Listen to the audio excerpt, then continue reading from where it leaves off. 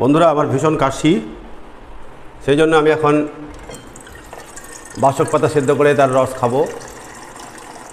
একদম অনেকটা চায়ের মতো করে সেদ্ধ করতে হয়। অনেকটা বেশি পরিমাণ জল নিয়ে সেই জলটাকে ফোটাতে হবে। ফোটালেই দেখতে পাচ্ছেন এরকম দুটো পাতা নিলেই হয়ে যাবে। এই পাতাগুলো এভাবে ছিঁড়তে হবে। পাতাগুলোকে এভাবে ছিঁড়ে এই জলের মধ্যে দিতে হবে। দিলেই এই যে দিয়ে দিলাম, দেখতে পাচ্ছেন এই যে দিয়ে দিলাম। আর এর সঙ্গে সামান্য একটু লবণ দিতে হবে, সামান্য 1 চিমটে লবণ। এই যে সামান্য লবণ এই যে দিতে হবে, দিয়ে এটাকে ফুটাতে হবে। জলটাকে অনেকটা শুকিয়ে ফেলতে হবে।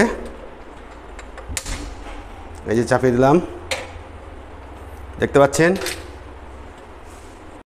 এর পরের অংশটা দেখার জন্য পার্ট 2 ফলো করুন।